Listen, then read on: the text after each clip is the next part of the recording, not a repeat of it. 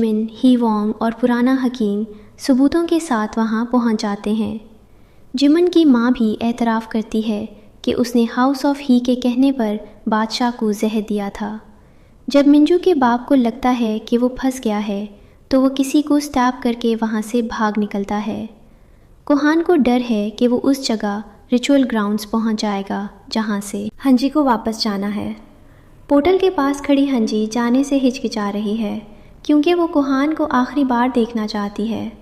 अचानक मिंजू का बाप वहाँ पहुँचकर हंजी को हॉस्टेज बना लेता है और धमकी देता है कि वो उसे अपने साथ दूसरी दुनिया ले जाएगा।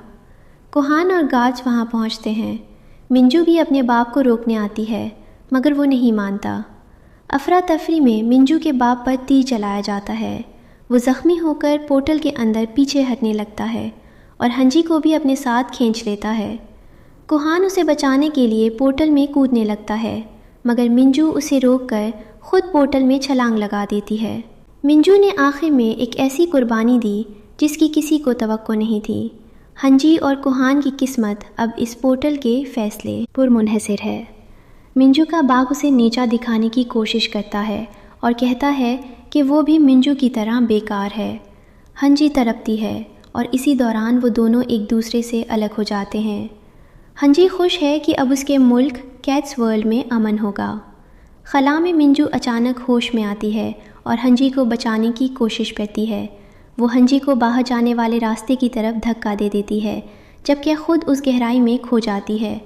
वो सोचती है कि वो कभी वलन नहीं बनना चाहती थी। सच तो ये है कि हंजी ही उसकी पहली दोस्त थी। उसे लगता है कि उसकी ज़िंदगी बहुत नाइंसाफ़ी का शिकार रही क्योंकि हंजी के पास वो सब कुछ था जो वो चाहती थी।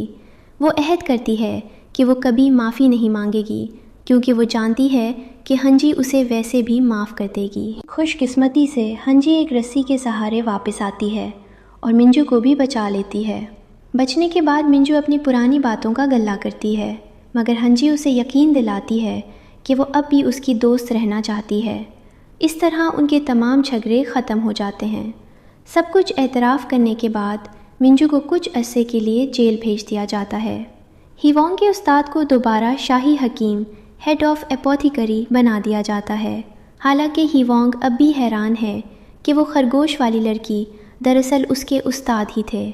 अगले दिन हंजी की वापसी का वक्त आता है। वो चुपके से निकलने की कोशिश करती है मगर कोहान उसे पकड़ लेता है। कोहान उसे कहता है कि उसे हंजी की शख्सियत बहुत पसंद है और वो चाहता है कि वो यहीं रुक जाए। तब हंजी भी एतराफ़ करती है कि वो